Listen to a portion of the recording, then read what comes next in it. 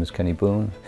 I am a visual artist, have been for the past 20 years and probably 10 on top of that one. 20 years professionally, well, 20 years aiming to be a professional. And here it is 22 years later. More recently, in the last 1 or 2 years, this live painting aspect of being an artist has sort of surfaced. So yeah, painting with real musicians, real sound, real audience. You're forced to be very spontaneous, you're forced to work fast, you're forced to have a lot of nerve, you're forced to forget about failing, because if you do, you'd never actually go through with the idea of even standing in front of an audience or being next to a band and performing. It's a performance more than anything. You know, I don't get to see that when I'm doing it, but I'm told that, you know, from the video and just from people who watch, it does become a live performance, you know, whether it's movement, you know, whether it's painting with my credit cards, which basically is just a tool to move paint around to do it really fast. So to use a brush seems to slow me down. So if I was to load up a brush, I tend to want to paint slow, whereas if I'm using my hand or a credit card, you know, you're being spontaneous. It's all based on probably 90 minutes of time. I know that these large paintings, in my studio, if I was to attack them, would possibly take a couple of days to do. I mean, the rhythm of the music is driving me to move with music. You know yourself from just watching me paint that if the band is playing fast, I'm painting fast. Just a need, right, to paint more beyond what I've painted, basically. You know, beyond traditional landscape painting, beyond drawing, beyond life drawing, all that stuff. It's just basically for my satisfaction more than anything. It's not for the money so far. Too much pressure? No, the pressure will come about 9 o'clock. And actually, I don't think it's going to be pressure. Feeling good. Yeah, it's basically me painting live, bucking Kinch, rocking on.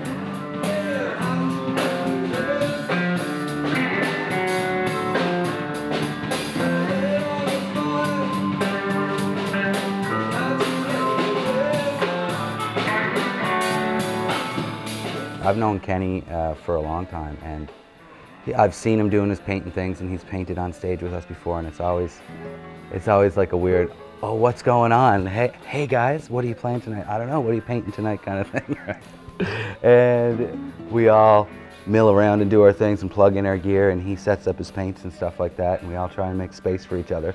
There wasn't a lot of, for the Sky Cabin gig, there wasn't a lot of space there, because we were, what, like 30 feet up above the ground. So, yeah, it was tight. But yeah, it's a great experience. It's really neat bringing two different art forms together.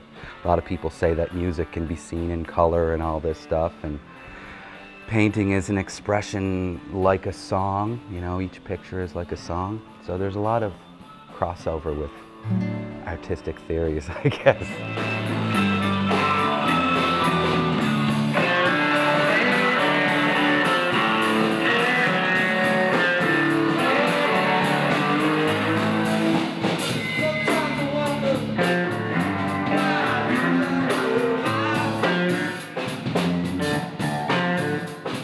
I said, I should just start a band. And it was like, the way we put it, would you like to play a concert band instrument from scratch? Or have your kids left their instrument in the closet? Or have you not touched your instrument in 25 years? That kind of thing. Now the product doesn't reflect the instruments at all, visually. Like, you just don't see an instrument in it, but we see our story. And probably another reason why I like Kenny, because of stories that he creates from his paintings, whether it's just on the spot or something that is from the past or whatever. And we have a story, and Second Wind has a story. And once again, Kenny's connected to the people that are involved in this story. And I'm so happy for Kenny, because, you know, I want to see him do well and live here in Cape Breton and prosper.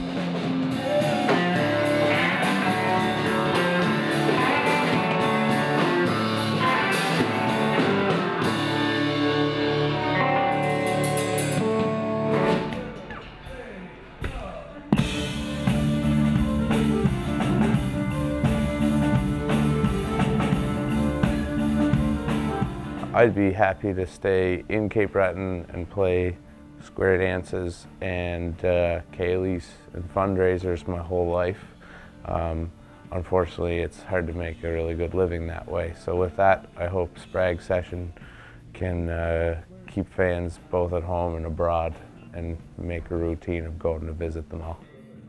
I think one of the biggest surprises is that folks might get is that they get to watch another artist become a part of the band for the duration of their set. Kenny slides in as the next member that adds just as much energy as a side musician would in a collaboration with a band. He adds just as much color and movement, and visually cannot, you know, he gives everyone a chance to how would I say this? I'm getting a little tied up here, but Kenny has a way of bringing the music to life, would be the best way I could describe it. And getting to watch him while you play is just as inspiring in turn for the musicians.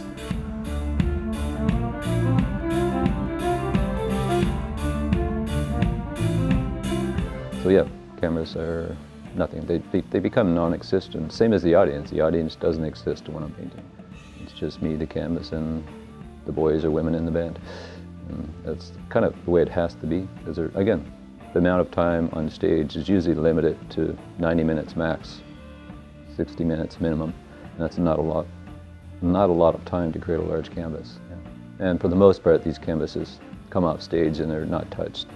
The earlier pieces were worked on a little bit in the studio, but the later pieces, you know, that's when I really started taking pride. When the brush went down, it was finished, and I would take it home, sign my name, and then I knew it was officially finished. Yeah. And then it was weeks later that I would realize the true value of these works, where they would, it is like some little painting elves come in later on and touched up here and there, because then you start seeing what you're not, you can't recall what you did on stage. It's later that when your head is clear of the whole event, you know, clear of the anxiety, the fear, the travel part, you know, the money part, all of it. When all that's gone, the painting presents itself. And that's when I'm ready to jump in and do another one. You know, I have faith in myself as an artist. I think that's the one big thing that allows me to get through each and every show. You know. And it's been a long road. It's been 2 years, and I believe 4 months approximately, to create this full series of paintings. You know. Whether I keep going, that's another question. I certainly would like to keep painting, not under the same pressure of trying to create 20 works, but always having that opportunity to paint live on stage. You know, it forces me to think outside my own sort of comfort zone. I mean, there is the studio that I'm so used to painting in. You know, I've got control of my music, I've got control of my mood in some ways, energy, everything is sort of in front of me, but on stage, you're at the mercy of, again, that 90 minutes of time. And the materials on hand and the canvas in front of you, there's so many limitations. But what happens on stage would never happen in my studio, so that's the sort of beautiful part. I mean, I know that. So that's the part that's most exciting. I just think it's a good thing for anybody to do any kind of project, really. You know, anybody who's getting excited about art or excited about music or excited about poetry, or I don't even know what people are into. People are into a lot of stuff, so I think they should express themselves, and hopefully they'll be able to let other people learn from their gifts and, you know, take something to their own hearts from this art and expression.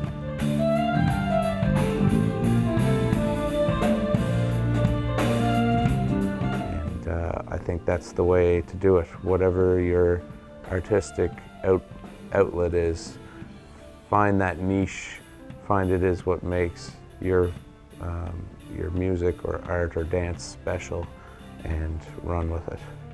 I think stepping on the stage is fueled by my passion for being an artist.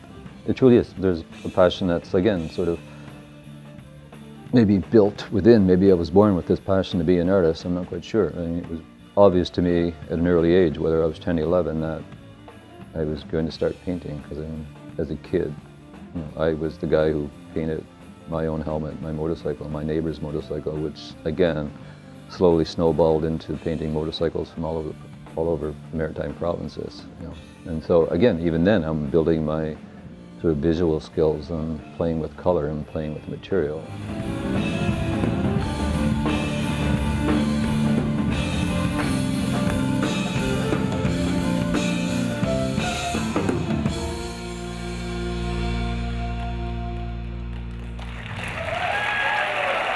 Thanks so much, everybody. Boom, boom, boom, boom. I'm gonna shoot you right down. Right on your feet. Get in my house. Boom, boom, boom, boom. So yeah, as time progressed and I had more opportunity to paint live, that's when my artist became more confident. They became more used to the materials on hand. I knew what the paint was going to do. I started messing with fluid acrylics, not just sort of buttery acrylics, mixing them up. So, you know, I mean, to start a painting, I certainly like using very fluid paint. So when I, you know, smash the painting or the canvas with water and just throw color at it, there's an immediate motion that happens. And that just, I mean, I do the same thing in my studio with watercolor, where I wet the paper, color explodes, and it gets me moving. And so it's kind of like first gear, and you just, you know, I think my mind has more than 6 gears, and I just rev it and rev it and rev it and just keep it going and going and going. And again, as you've witnessed, these things just happen, and it's, there's no hesitation, there's no time. I mean, you could take the time to do nothing and think about it, but when the music's playing, it's time to work, and that's when you work. And there's no, you know, I don't sense any hesitation on stage. I'm always, you know, thinking, you know, spontaneously. It has to happen that way. And there's no one else going to answer my questions either. All those questions that are being sort of asked in that moment, you know, I need an answer in that moment. You know, yeah, I've said before, it doesn't mean I'm making the right decision in that moment, but if it's messed up, then I just somehow figure out how to fix it. And in my mind, it's never really messed up. I might make a decision that reflects on the downfall of the painting, but I know if I go back to it, it'll work out. So again, it goes back to that confidence, of having that confidence. And the confidence comes from 20 years of painting. It's not that one night that Minglewood allowed me on stage with him. It was 20 years prior to that of, you know, being a traditional landscape painter, you know, doing life drawing for years, just applying myself creatively almost every day in every aspect of my life, not just painting. It's, you know, gardening. You know, my own studio is custom built to suit my needs, and most of the furniture, the walls were built by myself, my father and my brothers. We all sort of chipped in. So, and there's that aspect of me, the sort of gene that my father has of being creative, being inventive. I know I have that. My brothers have the same thing. You know, they both work construction, and every day they're building, you know, fancy bulkheads, you know, odd buildings. You know, my youngest brother deals with the automotive, airline, and marine trade, where he repairs carpet, vinyl, leather, and he's always dealing with color. So in some sense, you know, he's dealing with that same sort of gene that we were all gifted. So yeah, I certainly thank my father inside many times. I need to thank him in person, but for now I thank him inside. Yeah. And so, you know, that's part of my strength. You know. Certainly didn't come from high school. High school offered me nothing other than, you know, maybe manual training, which was the one. There was one high school teacher in manual training who recognized that, you know, I was good at woodworking. So that was, again, being creative, using your head, using your hand, using tools. So I do praise him. The rest of it I want to forget about, because he really, you know, scolded me for daydreaming, which was, I can remember staring out the window one day and thinking about making stuff, thinking about this telephone pole that I was staring at and who put it there and who designed the light. And I was quickly scolded, and shortly after they actually stuck me in a room with people who were sort of troubled, and I certainly wasn't troubled. I was just being who I was, and it wasn't recognized. You know, I look back and I think, come on, there's so many people, you know, they have a hidden talent, or a talent that's undeveloped, and they just don't get a chance to use it. You know, whereas myself, again, growing up around my brothers and my father, it was just a constant making things from nothing, from garbage sometimes. I mean, still till this day, I'm not a garbage collector, but I certainly, if I need something, I'll make it, try to make it before I actually go out and buy it. And so I've learned over time just to trust my own sort of intuition and allow, again, that manifestation thing to sort of happen. And It's like there is some higher power, and I'm hooked up to strings, and it's sort of walking me through most days. I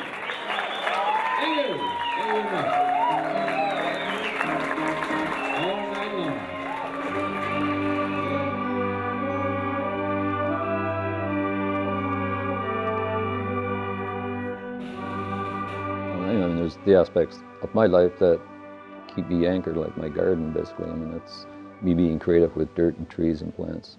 And I know that keeps me sort of level-headed.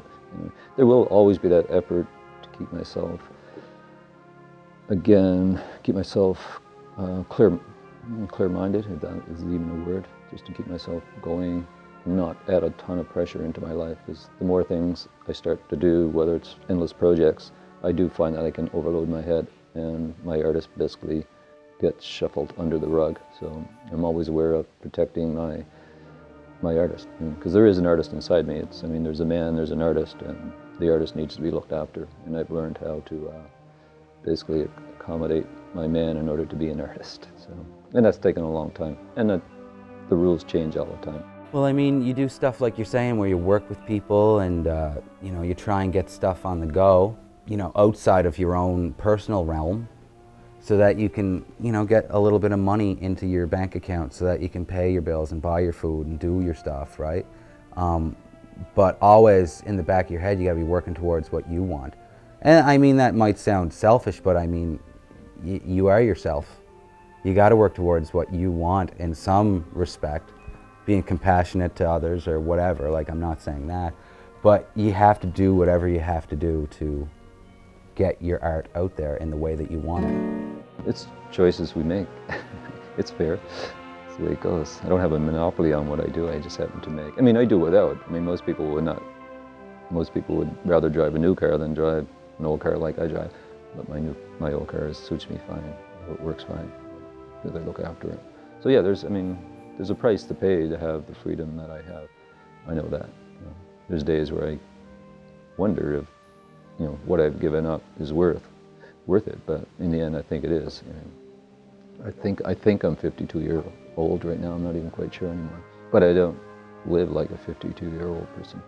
You know, I think I don't live by a number. I just sort of, again, I live every day, and hopefully wake up every day feeling excited about whatever it is this day is going to present to me. You know, whether it's, you know, having a relationship that's exciting and fun, whether it's having friends, whether it's having family around me, you know, good friends, always having music around me, you know, just having time to rest, having time to walk. It's all important. It's not about stressing out, even though I'm sure I have my stresses. My life, for the most part, is kind of stress-free.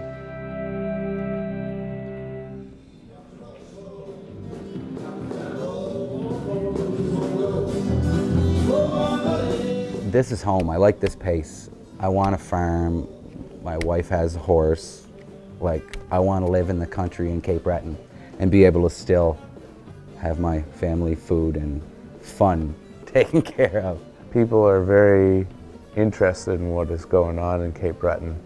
Some know about it and some don't, but I think it's only a matter of time before we see this creative community in Cape Breton grow to be very sustainable. For these artists that are here in Sydney doing this and then collaborating amongst the different you know, genres of music and art and dance and all that, and to be supporting each other, it becomes like a little family. You know, if you're into music, figure out how to play weird chords and scales. Have fun. If you paint, throw color on the canvas and do what you want. Be creative. Be a Picasso. Be a Da Vinci. Be whoever. Be yourself. Interpret whatever life throws at you into your own art. I mean, there's not a day that I'm not walking the shoreline of Cape Breton and being, you know, thrilled by what I'm seeing. And so, yeah, there is no shortage. I think I could, you know, live out my life as an artist and always have something to paint. Just don't stop doing what you're doing. Obsess over your craft. Obsess over what you're doing. Put as much time as humanly possible into it before ruining the rest of your life. which will eventually cross over and happen at some point. Stay inspired. Be happy. Make mistakes.